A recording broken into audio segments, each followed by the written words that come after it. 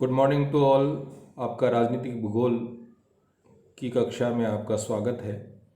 आज हम राजनीतिक भूगोल के एक नवीन विषय एकात्मक एवं संघात्मक जो राज्य व्यवस्थाएं मिलती हैं उनके ऊपर हम चर्चा करेंगे। इस विषय को रखने का मुख्य उद्देश्य ये है कि जो राज्य होता है, जो स्टेट होता है, उसकी एक सुनिश्चित भौगोलिक इकाई होती है, उसका एक अपना एक क्षेत्रफल होता है और उस क्षेत्रफल या उस भौगोलिक इकाई में जो रहने वाले जो लोग हैं वो जिस शासन प्रशासन व्यवस्था से संचालित होते हैं उसके ऊपर उस भौगोलिक जो क्षेत्र है उसका क्या प्रभाव पड़ता है, या भौगोलिक जो क्षेत्र है वो किसी भी राज्य या राष्ट्र की जो सरकार है, जो शासन व्यवस्था है, उसको निर्धारित करने में किस प्रकार से अपना रोल प्ले करता है, उन सब चीज़ों का अध्ययन हम यहाँ करेंगे। ये दोनों जो शासन व्यवस्थाएं होती हैं, चाहे वो एकात्मक शासन व्यवस्था हो या वह संघात्मक शासन व्यवस्था हो, इनकी अपनी अपनी विशेषताएं होती हैं और कहीं न कहीं जो राज्य का एक भौगोलिक क्षेत्रफल होता है वो इन राज्य व्यवस्थाओं को विकसित होने के लिए या उस क्षेत्र विशेष की प्रशासनिक व्यवस्था को संचालित करने के लिए उसमें उसका महत्वपूर्ण योगदान होता है। हम सबसे पहले एक एक चीज़ को लेके चलेंगे। सबसे पहले हम एकात्मक जो शासन व्यवस्था है उसकी हम यहाँ बात करेंगे। तो उन सब चीज़ों का स्लाइड से हम चीज़ों का अध्ययन यहाँ कर रहे हैं। तो एकात्मक और शासनात्मक, जैसे मैंने इसमें स्लाइड में बताया कि ये जो राज्य होता है वो प्रशासन और सरकार और उसका राज्य की विशेषताएं, उसका एक क्षेत्र होता है, इकाई होती है, और उस भौगोलिक तथ्य है जो क्षेत्रफल होता है वो एक भौगोलिक तथ्य होता है और उस भौगोलिक तथ्य के अंदर इतिहास और राजनीतिक जो व्यवस्थाएं होती हैं वो महत्वपूर्ण होती हैं। इस एकात्मक व संघात्मक जो शासन व्यवस्था है इसके ऊपर विभिन्न जो राजनीतिक जो विचारक थे, भौगोलिक विचारक थे, उन्होंने अपने अपने विचार दिए। उसमें OHK स्पेट ने अपनी जो पुस्तक है ज्योग्राफी एंड फेडरलिज्म के अंदर फेडरलिज्म की जो बात थी, संघात्मक शासन व्यवस्थाओं की जो बात थी, उसके ऊपर इन्होंने अपने विचार इस पुस्तक में रखे। ब्लीच एक अन्य विद्वान थे जिन्होंने एकात्मक और संघात्मक शासन व्यवस्थाओं की विशेषताओं को स्पष्ट किया था और भारत के मुख्य जो राजनीतिक भूगोलवेत्ता हैं उसके अंदर जो RD दीक्षित हैं, इनकी पॉलिटिकल ज्योग्राफी अपने आप में एक अलग पुस्तक भी आती है। इन्होंने ज्योग्राफी एंड फेडरलिज्म के ऊपर and the political geography of federalism ये 2 पुस्तकें लिखी और जिसके अंदर, क्योंकि इनका जो उद्देश्य है भारत के अंदर जो शासन व्यवस्था मिलती है वो संघात्मक शासन व्यवस्था मिलती है, या कोसी फेडरलिज्म की बात भी हम यहाँ करते हैं या कोऑपरेटिव फेडरलिज्म की बात भी करते हैं। उन सब चीज़ों का अध्ययन हम यहाँ पर करेंगे। लेकिन यहाँ जितना एकात्मक शासन व्यवस्थाओं के ऊपर अध्ययन नहीं हुआ उससे ज़्यादा कहीं कहीं संघात्मक जो शासन व्यवस्थाएं थी उनका ज़्यादा अध्ययन किया गया है। उसका अलग अलग भौगोलिक कारण रहे हैं जिनका भी हम यहाँ पर अध्ययन करेंगे। सबसे पहले हम एकात्मक जो शासन व्यवस्था है उसके ऊपर चर्चा करेंगे। अब यहाँ जो एकात्मक जो राज्य होता है, जिनको यूनिटरी जो स्टेट्स बोलते हैं, तो ये जो शब्द है ये यूनिटस जो लैटिन वर्ड है उससे है, जिसका मतलब होता है यूनिटी, एकता, या यूनस यानी एक, एका। यहाँ स्पेलिंग मिस्टेक है थोड़ी। और इसको परिभाषित करने के लिए जो CF स्ट्रॉन्ग थे, जो एक विचारक थे, उन्होंने इसको परिभाषित किया और उन्होंने स्पष्ट रूप से कहा कि एकात्मक जो राज्य होते हैं वो एक तरह से केंद्रीयकृत शासन व्यवस्था, यानी कि सेंटर में एक केंद्र होता है और वहीं से पूरा जो राज्य होता है, पूरी जो भौगोलिक इकाई होती है, वहाँ की जो शासन व्यवस्थाएं होती हैं वो सेंटर से संचालित होती हैं, या हम ये कहें कि वहाँ की जो शासन व्यवस्थाएं थी वो केंद्रीकृत होती है, एक केंद्र के माध्यम से सत्ता का संचालन किया जाता है। यही बात इन्होंने कहा, एकात्मक राज्य वह है जो एक केंद्र सरकार में संगठित होता है। जो भी शक्तियाँ विभिन्न क्षेत्रों की होती है वह केंद्र द्वारा प्रशासित होती हैं, केंद्र के द्वारा ही उनका संचालन होता है। जो भी निर्णय लिए जाते हैं वो केंद्र पर ही लिए जाते हैं और जो सर्वोच्च जो शक्ति होती है, सर्वोच्च जो सत्ता होती है, वो केंद्र में निहित होती है, और उस निहित जो सत्ता है उसको जो राज्य हैं, जो उपविभाग हैं, जो क्षेत्रीय इकाइयां हैं, वो उसको प्रतिबंध नहीं कर सकती, उनको ये अधिकार नहीं दिया जाता है। यानी कि यहाँ की जो व्यवस्था है उसके अंदर केंद्रीय व्यवस्थापिका, केंद्रीय कार्यपालिका या केंद्रीय न्यायपालिका तीनों ही सर्वोच्च होती हैं। उनके द्वारा लिए गए निर्णय पूरे जो देश होता है, जो राज्य है, उसके अंदर उसको स्वीकार किया जाता है। इस तरह की जो एकात्मक जो शासन व्यवस्थाएं हैं विश्व के, अगर विभिन्न देशों की हम बात करें, चाहे वो ब्रिटेन हो, फ्रांस हो, डेनमार्क हो, बेल्जियम हो, हॉलैंड हो, Spain, Norway, Sweden, Italy, Turkey, Afghanistan, तो ये सब स्लाइड में मैंने आपको यहाँ बताया है। तो यहाँ सब जगह यहाँ पर एकात्मक शासन व्यवस्थाएं देखने को मिलती हैं।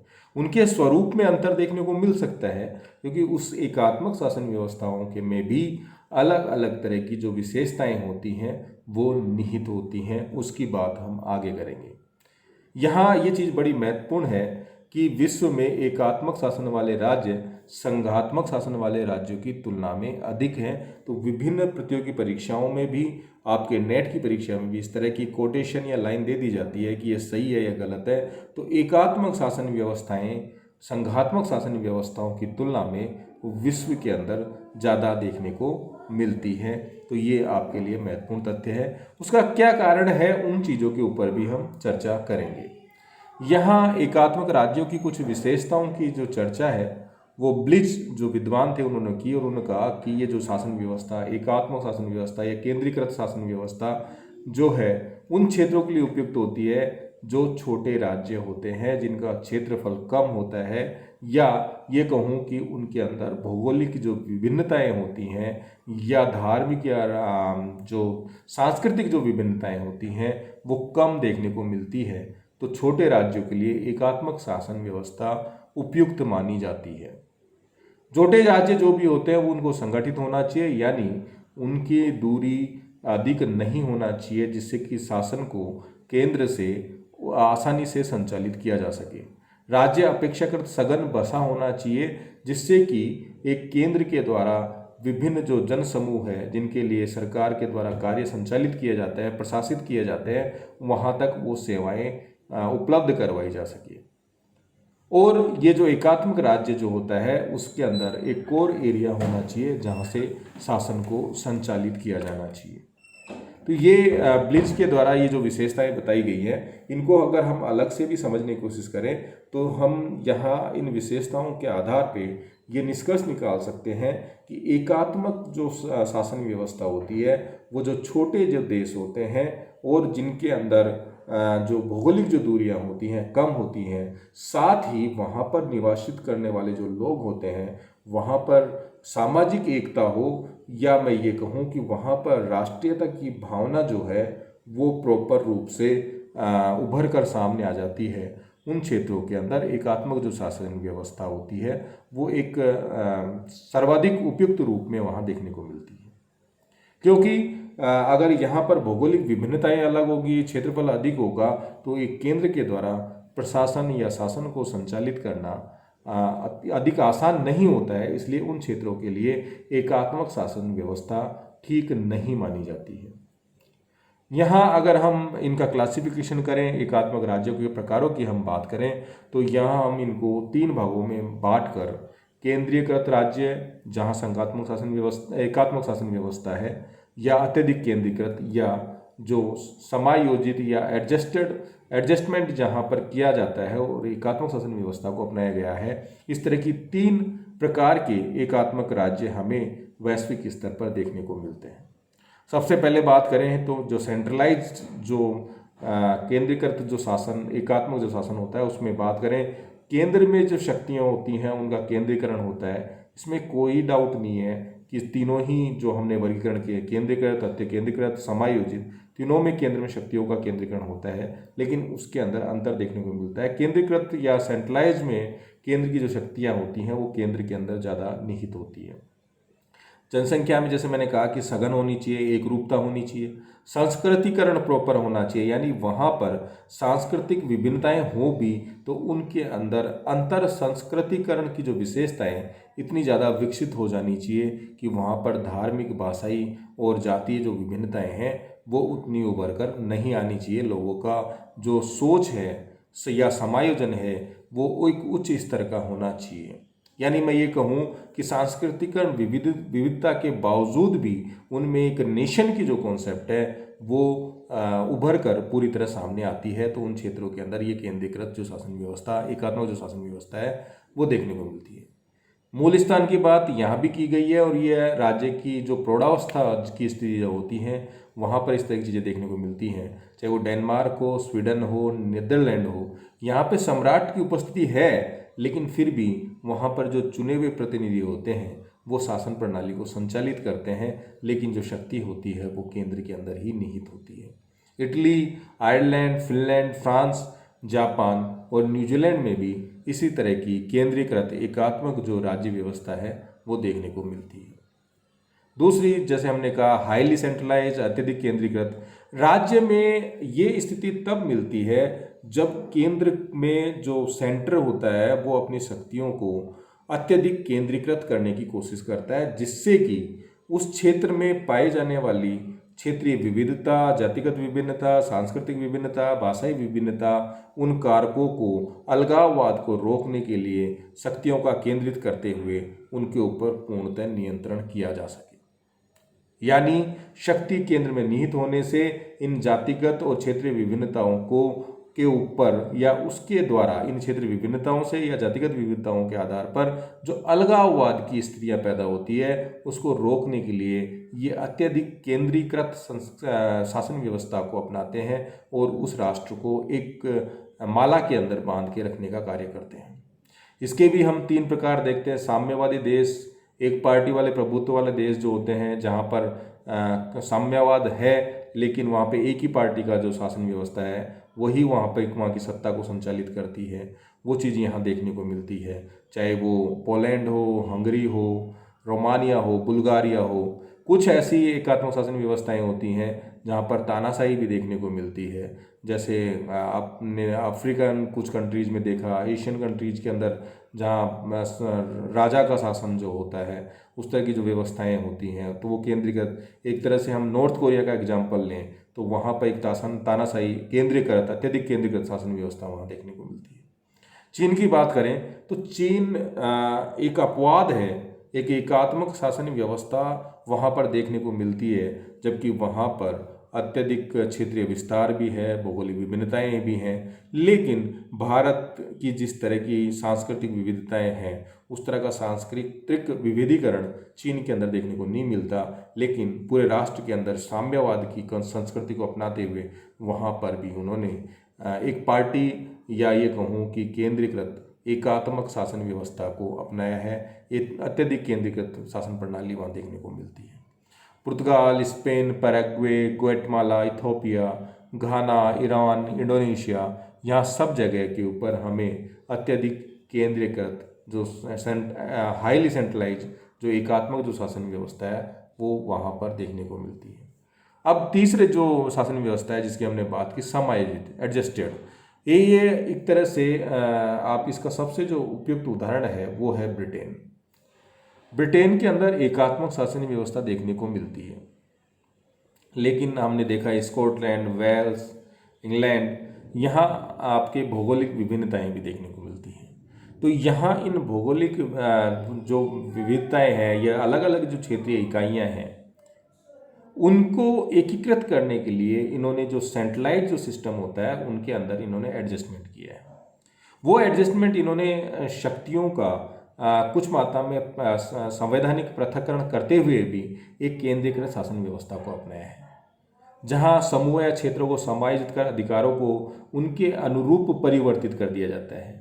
यानी जो क्षेत्रीय इकाइयां हैं उनको भी निर्णय लेने के अधिकार दे दिए जाते हैं, लेकिन कुछ ऐसे अधिकार होते हैं जो केंद्र के पास ही निहित होते हैं। तो इस तरह से अधिकारों का वितरण भी किया इन्होंने, जिससे कि उन क्षेत्रीय इकाइयों के मध्य एडजस्टमेंट स्थापित किया जा सके। तो कहीं न कहीं इन्होंने विकेंद्रीकरण के माध्यम से शक्तियों का विकेंद्रीकरण करते हुए समायोजन को अपनाया और एकीकृत या एकात्मक जो शासन व्यवस्था है उसको इन्होंने बनाए रखा है। तो ग्रेट ब्रिटेन के अंदर जो है इस तरह का समायोजन एकात्मक जो शासन व्यवस्था के अंदर हमें देखने को मिलता है।